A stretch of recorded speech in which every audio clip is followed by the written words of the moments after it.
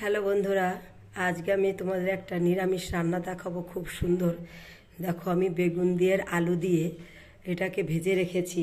এখানে আগে থেকে যেহেতু সময় কম, আমি পারবো না, তাই আমি তেলের মধ্যে দিয়ে দিলাম জিরে, দিয়ে দিলাম তেজপাতা। এবার দিয়ে দেবো আমি আদা জিরে বাটা। এবার দিয়ে দেবো আমি শুকনো লঙ্কা দিয়ে দিলাম। এবার দিয়ে দেবো আমি লবণ দিয়ে দিলাম।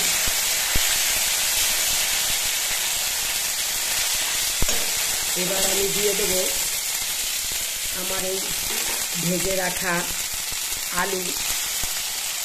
এটাকে আমি ভালো করে গলিয়ে রেখেছিলাম, আর কিছুই করা লাগবে না, গলেই গেছে। এবার আমি দিয়ে দেবো বেগুনগুলো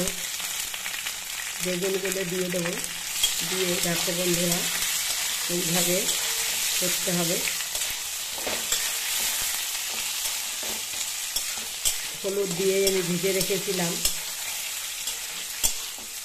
এত সুন্দর টেস্টি রান্না, তবু আমি একটুখানি হলুদ দিয়ে দেবো। সামান্য একটু হলুদ দেব। হলুদ দিয়ে দিলাম। এবার দিয়ে দেবো আমি সামান্য একটু ঘি,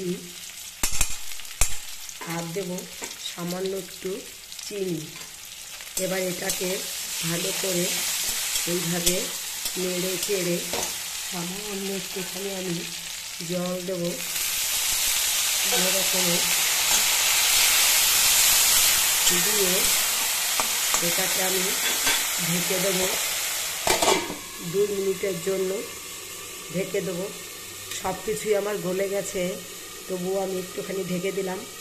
খাবারটা এত টেস্টি নিরামিষ রান্না, এটা না খেলে কেউ বুঝতে পারবে না যে এর কতটা সুস্বাদু। তা আমি ঢাকনাটাকে তুলে নিয়ে এবার আমি এটাকে ভালো করে এবার আমি এর মধ্যে দিয়ে দেবো সামান্য বেসন দিলে বন্ধু টেস্টটা হয়। এবার বেসন দিয়ে আর দিয়ে দেবো আমি একটুখানি গরম মশলা দিয়েই আমি বন্ধুরা নামিয়ে দেব। একটুখানি গরম মশলা ছড়িয়ে দিলাম সামান্য পরিমাণ। রেডি হয়ে গেছে আমার নিরামিষ রেসিপি। খুব সুন্দর বন্ধুরা, একবার খেয়ে দেখো কতটা সুন্দর হয় এই রান্নাটা। খুব সুন্দর খেতে ও টেস্ট। তাই আমি এটাকে আমি নামিয়ে দেবো। এখন এটাকে নামিয়ে